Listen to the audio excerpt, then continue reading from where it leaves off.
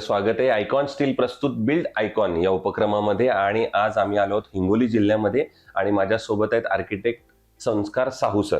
Sir आपलं मनपूर्वक स्वागत. स्वतः ते उत्तम आर्किटेक्ट आहेत. त्यांनी अनेक रेसिडेन्शियल कमर्शियल प्रोजेक्ट त्याचबरोबर हॉस्पिटॅलिटी मधल्या अनेक प्रोजेक्टवर यशस्वीपणे काम केलेले आहे. या सगळ्या प्रोजेक्ट बरोबर आम्ही त्यांच्याशी बोलणार आहोत, त्यांच्या अनुभवाबद्दल बोलणार आहोत. सो सबसे पहले शुरुआत करते हैं आपकी बातचीत को. तो सबसे पहले मैं ये पूछना चाहता हूँ कि आपके स्कूल डेज के बारे में, आपके कॉलेज डेज के बारे में, और उससे भी अच्छा मैं पूछना चाहता हूँ कि आर्किटेक्ट में आने के लिए आपका मोटिवेशन कौन था कि जिससे आपको लगा कि मैं ये फील्ड में जाना चाहता हूँ. क्या बताएंगे? एक्चुअली मैंने अपना स्कूलिंग किया है हिंगोली से ही, sacred heart English high school से. ओके. मैं पास आउट किया हूँ 10th. फिर मैंने वैसे ही आदर्श महाविद्यालय से मेरा 12th पास आउट किया. और इस सब बीच में मेरा एक घर बन रहा था जो कि 2003 या 4 के अराउंड बन रहा था. ओके. और जब मैं घर बना रहा था, मतलब जब मेरे पेरेंट्स घर बना रहे थे, तो मैंने देखा उसके अंदर बहुत सारे कॉम्प्लिकेशंस है. ओके. बहुत सारी चीजें नहीं समझती है और हमारे पास कोई इंजीनियर और आर्किटेक्ट नहीं था. अच्छा. तो फिर धीरे धीरे समझ में आया, मेरे को लगा कि कोई तो होगा जो ये सब चीजों के लिए अपने को गाइड करता होगा. हाँ. तो फिर समझ में आया कि हाँ, कि आर्किटेक्ट और इंजीनियर जैसे कुछ लोग होते हैं जो अपने को ये सब चीजों के लिए गाइड करते हैं. ओके. तो फिर वहां से मैंने थोड़ा थोड़ा देखना समझना चालू किया कि कौन है, क्या है, कैसे होता है, कैसे चलता है ये सब. ओके. और फिर वैसे वैसे करते हुए मेरे को मोटिवेशन मिला. क्या बात है. और फिर मेरे एक कजिन सिस्टर है जो कि इंटीरियर डिजाइनिंग कर रही थी. उन्होंने पहले आर्किटेक्चर किया, फिर इंटीरियर डिजाइनिंग किया. Okay. तो उन्होंने मेरे को थोड़ा सा गाइड किया कि पहला स्टेप क्या लेना है. अच्छा. जो कि नाटा था. अच्छा. हाँ.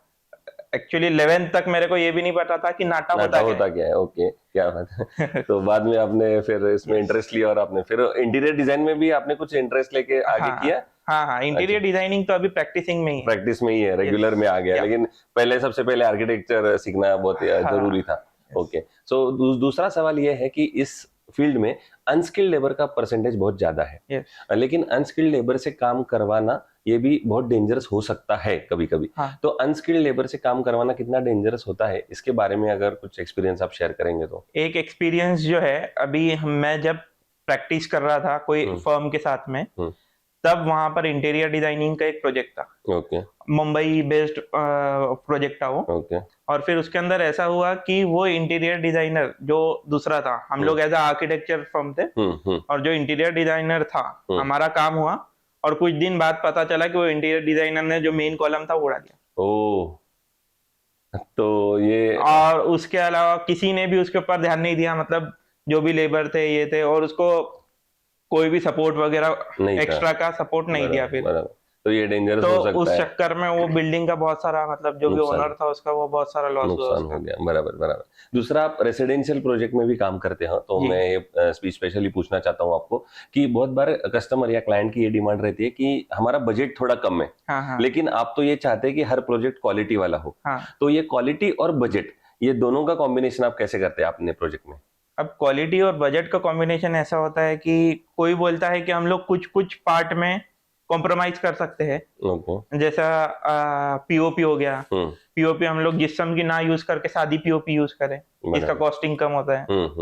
और जो स्ट्रक्चरल कॉस्ट है, जो आना है वो तो आता ही है. बराबर. तो ऐसा भी होता है कभी कभी. हाँ, तो मतलब पेंट्स में अपन लोग लो क्वालिटी यूज करते हैं, थोड़ी सी, एकदम लो भी नहीं. एक बी ग्रेड, लेकिन जैसे कस्टमर को चाहिए उस हिसाब से. ठीक है. दूसरा, ये फील्ड में हम हमेशा बोलते हैं कि इसमें स्कोप अनलिमिटेड है. जैसे डेवलपमेंट में अगर इंडिया की भी बात करें, अपनी देश की बात करें, तो इसमें स्कोप अनलिमिटेड है.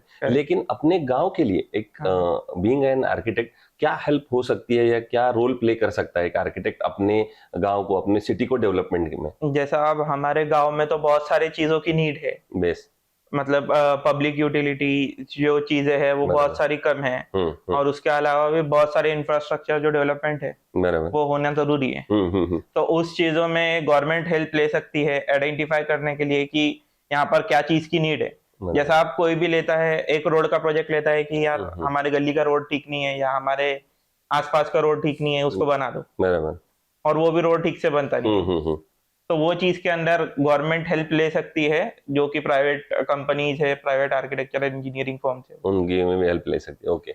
पिछले 3-4 सालों में आपने इस प्रोजेक्ट में, मतलब इस फील्ड में काम करना शुरू किया, लेकिन फिर जो आने वाले आपके जूनियर से उनको आप क्या अगर सलाह देना चाहते हैं एक दोस्त के हिसाब से, तो क्या सलाह देंगे इस फील्ड के बारे में? अब सबसे पहली सलाह तो ये है कि इसके लिए ना आपके पास में दिन है ना रात है काम करने के लिए। क्लाइंट आपको कभी भी रात में भी परेशान करता है, क्लाइंट आपको दिन में भी परेशान करता है, सुबह 8 बजे से लेके रात में 2 बजे। एक बार तो ऐसा हुआ, क्लाइंट का कॉल रात में 2 बजे आया। क्या बात है? कि सर ये डिजाइन अपने को कल से काम चालू करवाना है और ये डिजाइन में थोड़े से चेंजेस है, तो आप कर दोगे क्या? क्या बात। तो अब वो सब चीजों के लिए टैकल करने के लिए अपने को रेडी रहना चाहिए। वो स्पीड चाहिए अपने को काम की, कि अगर 2 बजे फोन आता है, आपको उतनी रात में काम नहीं करना है, बराबर, तो आप थोड़ा सा अर्ली मॉर्निंग उठे और आधे घंटे 1 घंटे के काम में आपका समय में आपका काम हो जाए। ओके। आपने शुरू में जैसे बताया कि आपने कुछ रेसिडेंशियल कमर्शियल प्रोजेक्ट पे भी काम किया है, तो ऐसा कोई प्रोजेक्ट बताएंगे, एक आइकॉनिक प्रोजेक्ट जिसको बोलेंगे कि जिसमें आपको पैसे के साथ खुशी मिली, कुछ सेटिस्फेक्शन मिला कि अरे चलो मेरे हाथ से ये प्रोजेक्ट हो गया, ये मेरे लिए खुशी की बात है, तो ऐसा कोई प्रोजेक्ट आप बता सकेंगे? मतलब अभी तो रिसेंटली एक प्रोजेक्ट किया था हम लोग ने, और वो मतलब अभी ऑन गोइंग ही है, कंप्लीट भी नहीं हुआ है। लेकिन वो क्लाइंट का एक बेसिक रिक्वायरमेंट था कि मेरे को ऐसा घर चाहिए, क्योंकि मैं एकदम सिटी सेंटर में मार्केट में रहता हूँ, तो मेरे को एक ऐसा घर चाहिए जिसके अंदर मेरे को ये फील ना है कि मैं एकदम सिटी के सेंटर में रहता हूँ, एक कंक्रीट जंगल में रहता हूँ। तो हम लोग ने उस हिसाब से वो प्रोजेक्ट को टैकल किया, और उसके अंदर बहुत सारे ट्रीज, प्लांट्स, वाटर बॉडीज, और उनको जरा भी ऐसा महसूस नहीं होने दिया कि वो एक घर में रह रहे हैं। उनको हरदम ऐसा लग रहा है कि वो एक रिसोर्ट बन रहा है उनका। क्या बात है, क्या बात है, बहुत और वही प्रोजेक्ट मैंने अभी आपके इसमें भी एनरोल किया है। क्या बात है, वेरी गुड। तो ये हो गया एक आइकॉनिक प्रोजेक्ट। लेकिन आपने जब शुरू किया है इस करियर में, तो कभी कभी प्रॉब्लम भी आ सकते हैं, या कोई प्रॉब्लम आया भी रहता है, तो कभी हम लोग सीनियर की हेल्प लेते हैं, कभी और किसी की हेल्प लेते हैं। तो ऐसा कोई इंसिडेंस बता सकेंगे, या किसी प्रोजेक्ट के ऊपर काम करते वक्त आप एक पॉइंट पे अड़ गए और आपको पता नहीं चल रहा कि अब आगे क्या करना, और आपने फाइनली सोल्यूशन ढूंढा उस प्रॉब्लम का, तो ऐसा कोई प्रॉब्लम बता सकते हैं कि और उसका सोल्यूशन भी आपने क्या ढूंढा? ये दोनों। ऐसा एक्चुअली तो अभी तक हुआ नहीं मेरे साथ में कभी। ओके। क्योंकि जब भी मैं प्रैक्टिस कर रहा था as a intern, as a trainee किसी के पास में, तब मैं ऐसा था कि मेरे को पैसा नहीं मिलेगा तो चलेगा, लेकिन मेरे को इनके पास से इतना सीखना है कि मैं कभी इनके जरूरत ना पड़े मेरे को इन फ्यूचर। क्या बात है। तो दूसरा एक है कि हमेशा कोई भी कंस्ट्रक्शन में स्टील और सीमेंट ये सबसे मेजर रोल प्ले करते हैं। तो अगर कोई कंस्ट्रक्शन में स्टील अगर यूज करना है, तो उस स्टील के पैरामीटर्स आप क्या देखते हो, या क्या क्वालिटी चेक देते हो कि ये होने के बाद ये स्टील अच्छा है, ये यूज कर सकते हैं? एक्चुअली ये क्वालिटी चेक तो हम लोग इंजीनियर के ऊपर छोड़ते हैं, जो भी स्ट्रक्चरल इंजीनियर हम लोग हायर करते हैं। जैसे कि अभी जनरली मेरी फर्म में एक स्ट्रक्चरल इंजीनियर है, ओके, जो कि मेरे एल्डर ब्रदर है, तो वही स्ट्रक्चरल पार्ट पूरा देखते हैं हमारा। ओके। और वही पैरामीटर्स डिसाइड करते हैं। आइकॉनिक स्टील, आइकॉन स्टील आपने कभी यूज किया है इससे पहले कोई प्रोजेक्ट में, या उसका कोई एक्सपीरियंस? नहीं। अच्छा, तो कोई एक्सपीरियंस नहीं, ठीक है, चलो।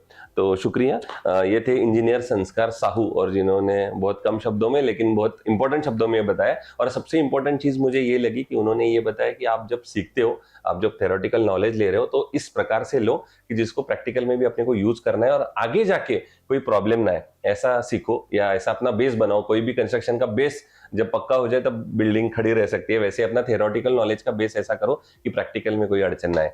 तो बहुत बहुत शुक्रिया, आप इस प्लेटफॉर्म पे आए, हमारे साथ इतनी सारी बातचीत की, और मेरे तरफ से और आइकॉन स्टील की वजह से, दोनों तरफ से आपको आने वाले दिन के लिए बहुत सारी best wishes. Thank you very much.